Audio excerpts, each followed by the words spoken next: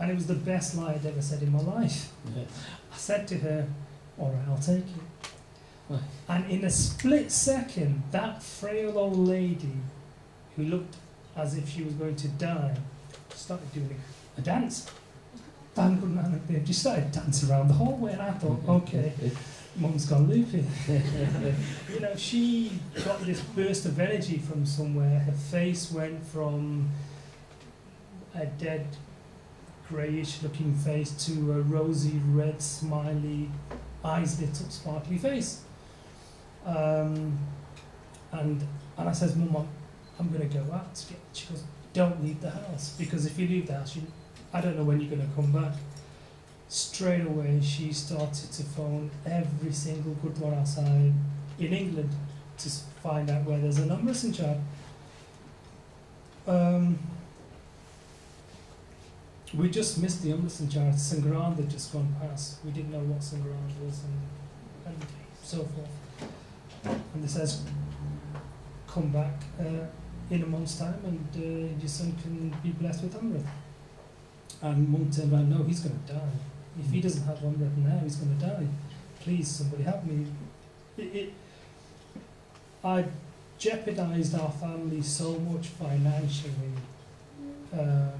through fraud, through stealing. I would consume about £80,000 worth of drugs a year. That's a lot of money. That's a lot of stealing. That's a lot of extortion. That's a lot of blackmail. That's a lot of bar. So we were in a financial situation to go anywhere, but my mum says, right, we'll find out when the next plane's going to Amritsar, to Harmandir Sahib, and we'll get you there. So she started phoning travel agents and saying, the next 2 tickets to India, to Harmandir Sahib. And I'm thinking, Mum, you know, you've gone crazy. I just said it as a joke. She goes, no, you've said it now. Okay. You have to do it. You know, I'm not. I just said it because I thought you were going to die. Yeah. As we were arguing, you know, I says, look, I'm going to go. And she tried to stop me from leaving the house. I pulled the blade out, held it to her neck, and says, look, if you So you got a knife out? Yeah. Held it to Mum's neck. And brothers and sisters all came round. They were like little sisters jumping on my back, and, you know, get off, Mum, this, that, and that. I says, look, I just need a drink. I need to smoke. Let me out, calm down, and chill out. Mum says, don't go out. We'll get you sharab. Stay in the house. Right. So, got me some alcohol and special brews and tenants. Got me some drinks. Calmed me down. A couple of hours later, we get a phone call. Some Singhs phoned up and said, we heard that somebody wants to be blessed with Amrit. We'll send him down right now. And again, Mum's gone ecstatic again, and I'm thinking, you know, they're gone crazy. My younger brother, he's always been a good Sikh. He's always led a spiritual life, and he was blessed with Amrit at a very young age. So they're sending me off to a place called South Shields, Newcastle. Do visit if you ever visit there. So I've gone on the coach, on the train with my younger brother. So what, at this point, were you still kind of like? I was drinking. Yeah, on the way. On the way to. As you do, you know. On the way to Amrit Sahib. My brother sat a few chairs away from me. Yeah. He's reading Sukhmani Sahib. Right. I'm sneaking into the toilets, hoping Sukhi's there. Rolling a spliff. Sorry, I couldn't catch that coach. Rolling a spliff and. So you're drinking alcohol, rolling, and having spliffs on the way to Amrit Sahib. On the way to Amrit. Okay. Wow. Right. That's not the. They don't recommend that. When they phone, they don't like. No. Make sure you have plenty of drink. Yeah, cannabis. Yeah, cannabis, and then come. Okay. Yeah. in them days, I used to have quite a lot of body piercings, earrings, and my body was quite heavily pierced. So I had trim beard, ponytail type earrings. Got to Newcastle, and a Singh Sahib met me and my brother, and he thought my younger brother was there for Amrit and Chad. He was dressed in a kurta pajama. They greeted each other and said Fateh. I just kind of kept my distance from them in the background, and he congratulated my brother, saying, you know, you're very lucky that Maharaj is going to bless you with Amrit. He goes, no, I'm Rashaki, Maharaj just blessed me. It's my brother. And the Singh Sahib's looking around for. He was there, he's there, and he looked at me, and I was amazed because he didn't physically see me. He didn't see earrings and red eyes and the stench of cannabis and alcohol. He just embraced me, and I got scared because this guy had a big beard, and I had respect for him. I didn't know about Sikhi, but I knew that this was a good guy, this was a spiritual guy, and he's just embracing me, and this was very frightening. And I thought, oh God, you know, like, excuse me, like, I don't want to contaminate you. I've been drinking, and he goes, it doesn't matter, you're all right. So, sat in his car, went to the Gurdwara Sahib, and he goes, have you got anything in your pocket? Well, you shouldn't have. I says, look, I've got. Are you carrying anything illegal? Yeah. He goes, you can't bring anything into the Gurdwara. Yeah. They wanted me to throw it away. I sat in the car park and smoked it all. Right, okay. as you do in Gurdwara Pay car good park. money. They invited me, and they says, look, go upstairs, have a shower, Yeah. have something to eat, Yeah. and rest. I went into the kamra, and they did a room for me at the Gurdwara Sahib. Yeah. And I didn't shower or anything, I just went to sleep. I was tired. Yeah. I changed into my boxer shorts and went to sleep. Got up in the morning, or late hours of the early morning. They threw my cuppa away because they stunk so much of cannabis and cigarettes and sharab. I got up, and there was a kurta pajama there, and thinking, where's my clothes? You know, they'd thrown them away. Put the kurta pajama on, come downstairs. Really annoyed with these guys and thinking, what's happened? Mum's phoning them up and saying, look, this chap can get quite violent, and he might try and escape. So they'd had some really duggery. They had bouncers at the bar. They had bouncers at the time. At the Emotion Jar. The only time anyone ever had bouncers. Good one, I brought some bouncers, especially for me. Which is nice of them. Normally, it's to stop people from coming in. Yeah, no, this was stop me from escaping. It was quite funny because I went into the men's toilets. Right, I wasn't there, was I? No, he wasn't there. Going to jump through the toilets, and Singh was stood outside, and he goes, "You're right, Singh." And I goes, "Okay."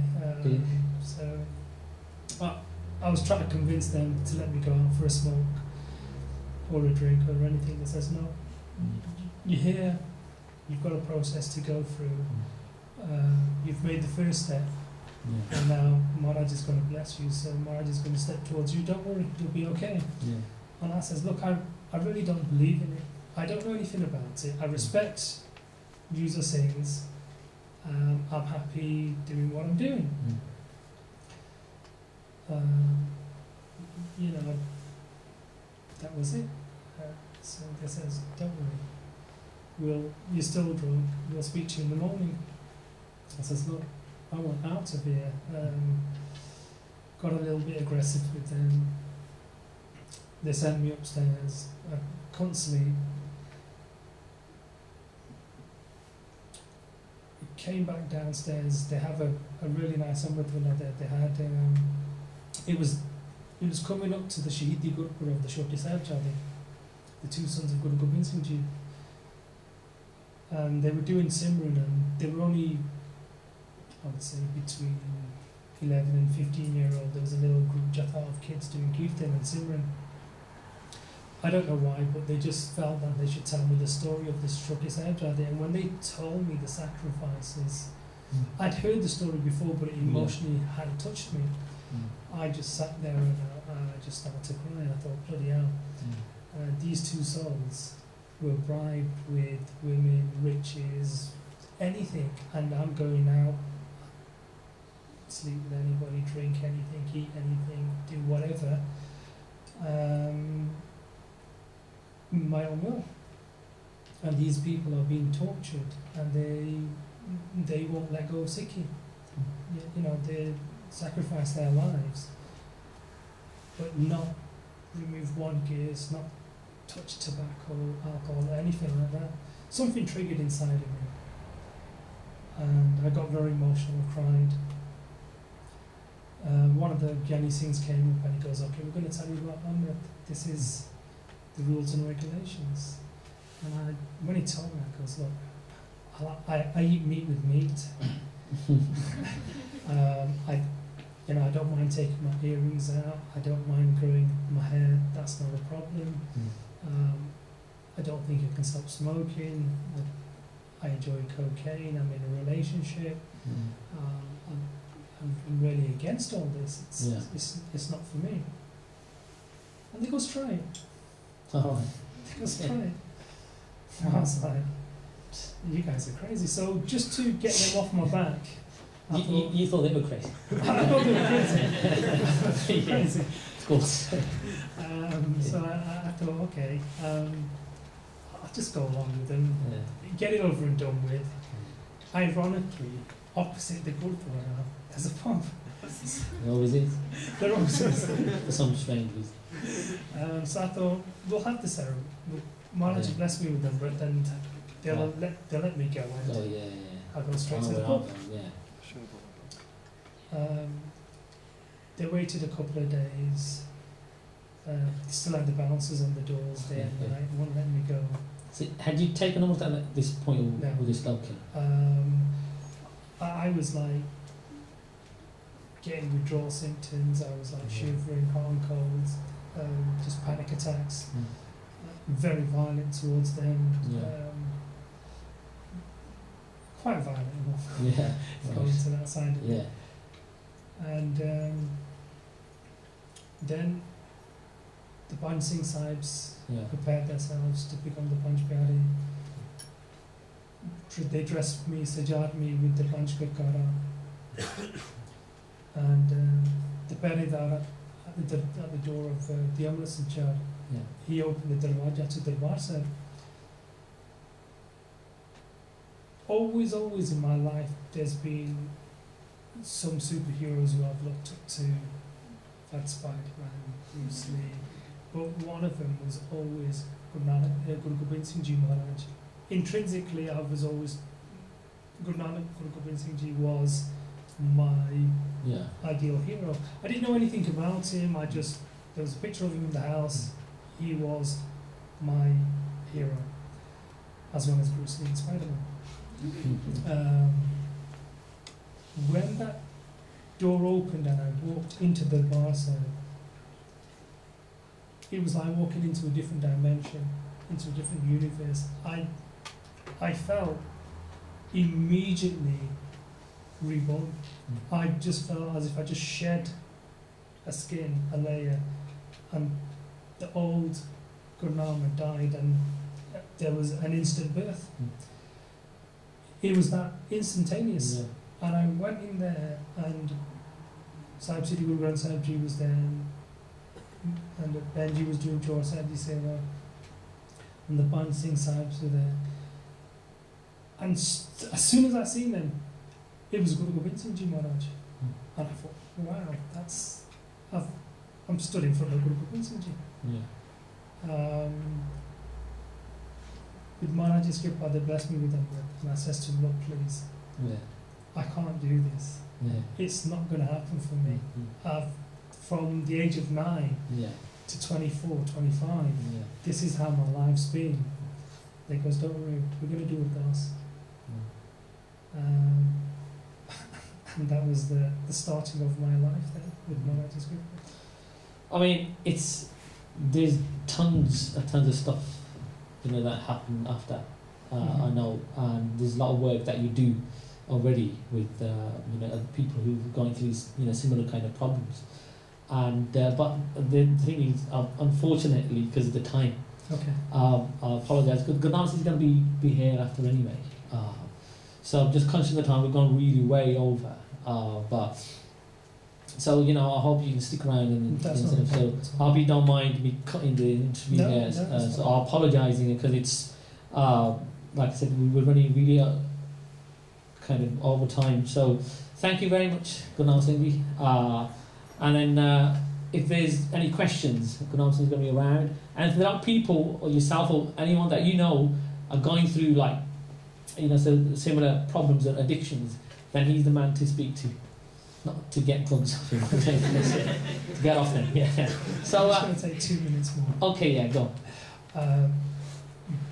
Because of the journey I've been through, I do rehabilitate other souls who are going through the same journey. We do a detox program for them, and it's an interesting program. Its success rate is 100%, but you have to want to stop yourself. It's a very, very intense program. It's a very challenging program, but it's a great program. So if anybody does need help, please come, and if we can do so, we'll be happy to oblige. Okay. Thank you very much. Thank you. And as we bring the guests, we have a present for Gurnaam Singh. It's not gingerbread. No. It's a kind of coffee.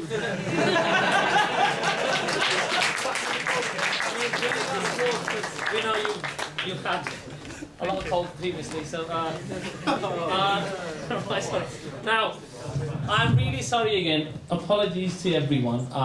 Running late, and apologies to our next guest as well, Meeson, because he's come all the way from London. So we want to give him as much time as possible. So we apologise to him, but he's, again, like the people that you've already seen, they've been on a journey, and so has Meeson, right? So he's going to tell you about his journey in his own style, okay? Now, I've been told he's a